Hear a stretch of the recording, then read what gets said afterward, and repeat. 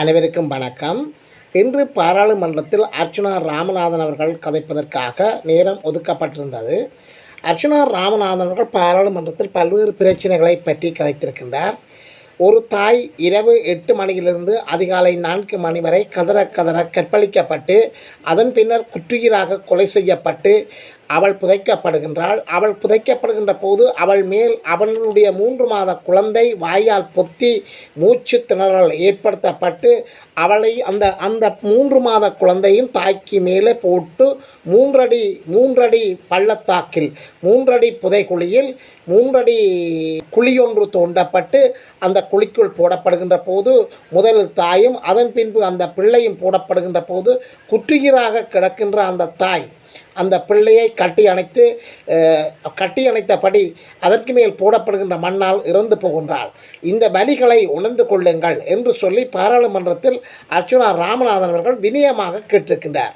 அதாவது தமிழர்கள் புதைக்குழி, அதாவது நீங்கள் புதைக்கின்ற போது தமிழர்கள் புதைக்குழியில் அவஸ்தைப்பட்ட போதும் அந்த பலிகளையும் அந்த வேதனைகளையும் அந்த துயரங்களையும் அந்த துன்பங்களையும் உணர்ந்து கொள்ள தலைப்படுகிறீர்கள் இல்லையே என்று சொல்லி அர்ச்சுனா ராமநாதன் அவர்கள் பாராளுமன்றத்தில் தன்னுடைய கருத்துக்களை கூறியிருக்கின்றார். இது போன்ற காணொளிகளை நீங்கள் பார்ப்பதற்கு எமது காணொளிக்கு நீங்கள் புதியவராக இருந்தால் அது சப்ஸ்கிரைப் பண்ணாமல் தொடர்ந்து பார்ப்பவராக இருந்தால் தயவுசெய்து சப்ஸ்கிரைப் பண்ணுங்கள், ஷேர் பண்ணுங்கள், கமெண்ட்ஸ் பண்ணுங்கள், லைக் பண்ணுங்கள். அருகில் இருக்கின்ற அந்த பெல் ஐக்கோனை கிளிக் பண்ணி நாங்கள் போடுகின்ற காணொளிகள் அனைத்தையும் உடனுக்குடன் பார்க்கக்கூடியவாறான நோட்டிஃபிகேஷனை ஏற்படுத்தி கொள்ளுங்கள். பாராளுமன்றத்தில் இன்று அர்ச்சுனா ராமநாதன் அவருக்கு கதைப்பதற்கு சந்தர்ப்பம் கிடைத்திருக்கின்றது.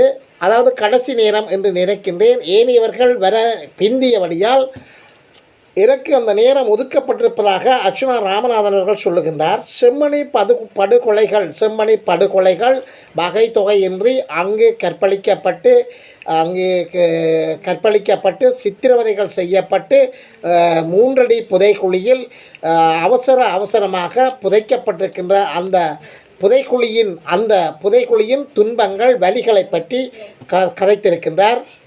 323 கொண்டைனர் என்பது தொடர்பாகவும் கதைத்திருக்கின்றார். எமது மக்கள் வலிகளை வெளியே சொல்ல முடியாது தவித்திருக்கின்றார்கள்.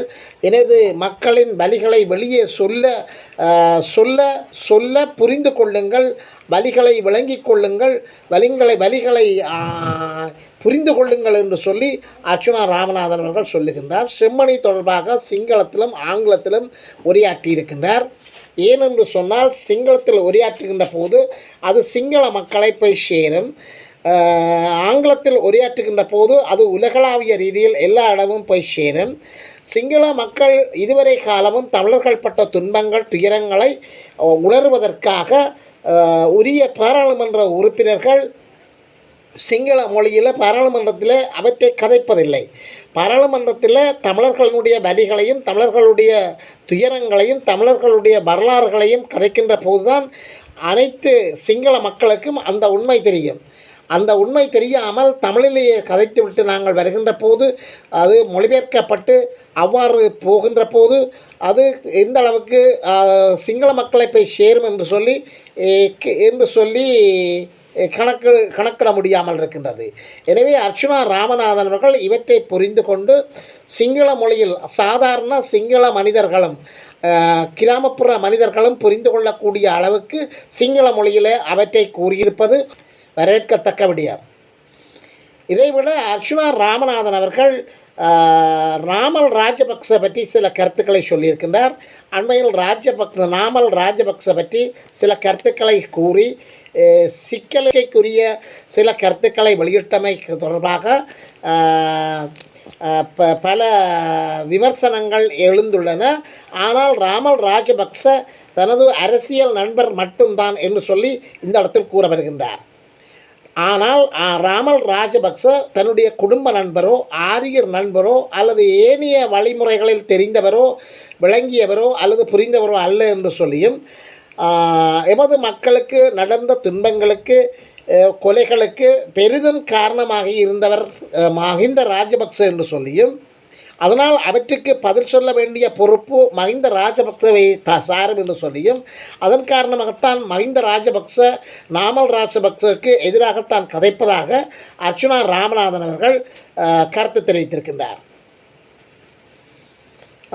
பதில் சொல்ல வேண்டிய பொறுப்பு கொலைகளுக்கு, அதாவது தமிழ் மக்களுக்கு எதிராக மேற்கொள்ளப்பட்ட மிகப்பெரிய இன அழிப்பு போன்ற முள்ளிவாய்க்கால் போன்ற வரலாறுகளுக்கு பதில் சொல்ல வேண்டிய பொறுப்பு நாமல் ராஜபக்சவனுடைய தந்தையான மஹிந்த ராஜபக்சவையை சாரும் என்று சொல்லி அவர் இந்த இடத்துல தெளிவான விளக்கத்தை சொல்லியிருக்கின்றார்.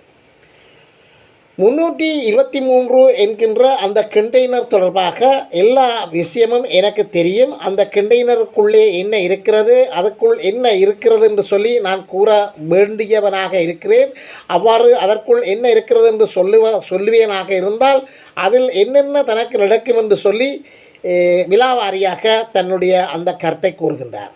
செம்மணியில் படுகொலை செய்யப்பட்டவர்கள் 3 மாத குழந்தைகள் தொடங்கி 6 வயது குழந்தைகள் வரை, அதாவது 3 மாத குழந்தைகளில் இருந்து 6 வயது குழந்தைகள் வரை புதைக்கப்பட்டிருக்கின்ற சம்பவங்கள் மனதை அள்ளுகின்றதாகவும் பெரும் வலிகளை தோற்றுவிப்பதாகவும் மனவேதனைகளை தருவதாகவும் காணப்படுகின்றது.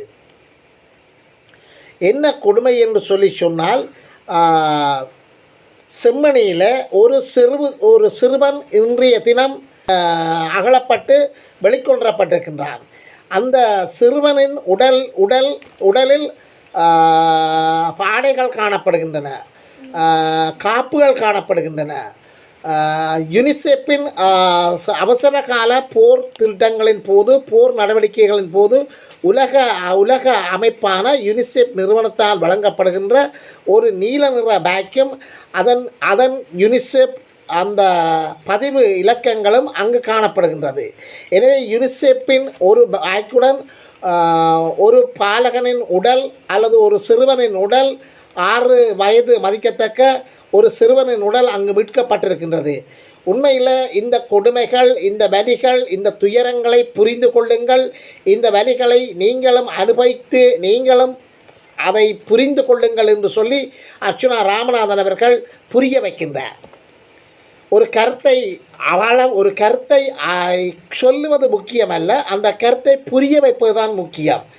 எனவே அனைத்து எதிராளிகள் என்று சொன்னாலும் அனைவருக்கும் விளங்கக்கூடிய வகையில் தன்னுடைய கருத்தை ஆழமாக அவர்களுடைய மொழியிலே புரிய வைத்த பெருமை அர்ச்சுனா ராமநாதனை சாரும். ஒரு பாராளுமன்ற உறுப்பினராக, ஒரு தமிழனாக, என்னுடைய உடலில் ஒரு உறுதி உயிர் இருக்கும் வரை நேர்மையாக நியாயமாக தான் பாடுபடுவேன் என்று சொல்லியும், தமிழ் மக்களுக்காக தமிழ் மக்களுக்காக தான் கதைப்பேன் என்று சொல்லியும் அர்ச்சுனா ராமநாதன் அவர்கள் இந்த இடத்துல கருத்து தெரிவிக்கின்றார்.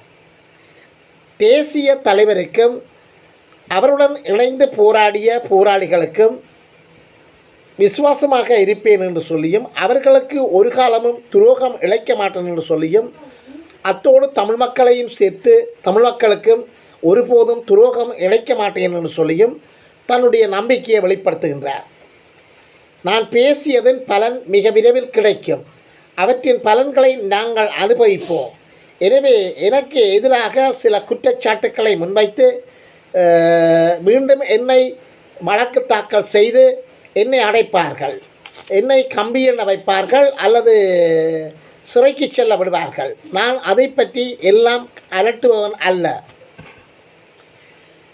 வோல்கர் டோர்க் ஐக்கிய நாடுகள் சபையின் மனித உரிமை ஆணையாளர்.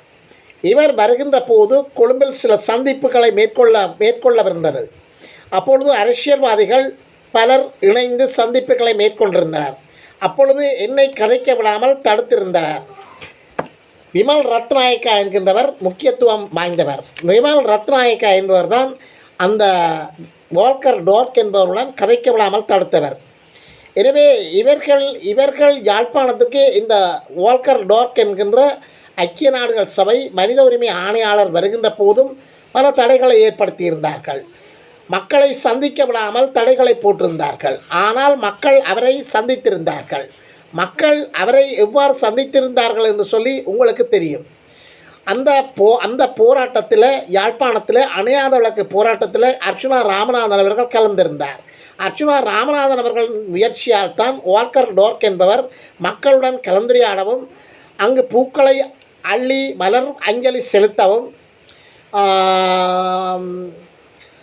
சில உறுதிமொழிகளை கொடுக்க காரணமாக இருந்ததும் அர்ச்சுனா ராமநாதன் என்பது என்பது ஏற்கனவே நாங்கள் வெளியிட்ட காணொலிகள் ஒன்றில் அறிவித்திருந்தோம். எனவே செம்மணியில் 3 அடி ஆழத்தில் இருந்து தமிழ் இன மனிதர்கள் புதைக்கப்பட்டிருக்கின்றார்கள். தமிழ் இனத்தை புதைத்திருக்கின்றார்கள். சுமார் 3 மாத குழந்தையில் இருந்து 6 வயது குழந்தைகள் வரை அங்கு குழந்தைகள் புதைக்கப்பட்டிருக்கின்றது. வயது வேறுபாடின்றி குழந்தைகள் புதைத்திருக்கின்றார்கள். இதன் வலிகளை, இதன் துயரங்களை, இதன் துன்பங்களை உணருங்கள், தலைப்படுங்கள் என்று சொல்லி அர்ச்சுனா ராமநாதன் அவர்கள் சிங்கள பாராளுமன்ற உறுப்பினர்களை நோக்கி கோரிக்கை முன்வைக்கின்றார். பட்டளந்தை படுகொலை விவகாரத்தை வெளிக்கொணர நீங்கள் எவ்வாறு செயற்பட்டீர்கள்? அந்த பட்டளந்தை படுகொலை விவகாரம் தொடர்பாக சிறப்பு விவாதத்தை கொண்டுவர முடியுமாக இருந்தால், அதே மாதிரி செம்மணி புதைக்குழி விவகாரத்தையும் நீங்கள் வெளிக்கொண்டு வந்து சிறப்பு விவாதத்தை மேற்கொண்டு வர முடியும். எனவே இவற்றை புரிந்து கொள்ளுங்கள் சொல்லி அர்ச்சுனா ராமநாதன் அவர்கள் புரிந்துணர்வை ஏற்படுத்துகின்றார். நாங்கள் ஒரு இராணுவ வீரன் இறந்தால் எவ்வளவு மரியாதை செலுத்துகின்றோம். ஒரு இராணுவ வீரன் போரில் இறக்கின்றான். அவன் ஏதோ ஒரு இலட்சியத்துக்காக இறக்கின்றான். எமது தேசிய தலைவர் கூட இராணுவ வீரன் இறந்தால் அவனுக்குரிய மரியாதையை கொடுத்திருக்கின்றார். எனவே இராணுவ வீரன் இறந்திருந்தால் அவனுக்குரிய மரியாதைகளை, அவனுக்குரிய மதிப்புகளை நாங்கள் கொடுக்கின்றோம். இதே மாதிரி எமது போராட்டத்தில் பங்கெடுத்தவர்களும் இறந்திருந்தால் அதற்குரிய போராட்டத்திற்குரிய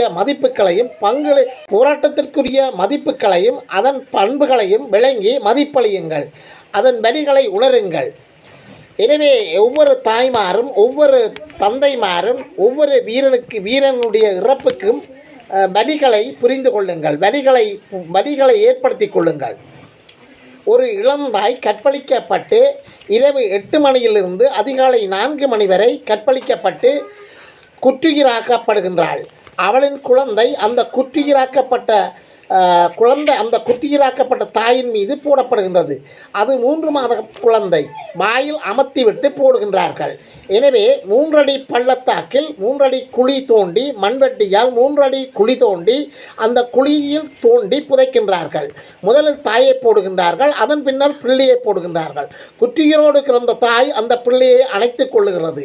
எனவே அந்த பிள்ளை, அந்த தாய், அவர்களுடைய வலி, அந்த தமிழ் மக்களினுடைய வேதனைகளை புரிந்து கொள்ளுங்கள் என்று சொல்லி அர்ச்சுனா ராமநாதன் அவர்கள் ஒரு பாராளுமன்றத்தில் ஒரு புரிந்துணர்வை ஏற்படுத்தி இருக்கின்றார்.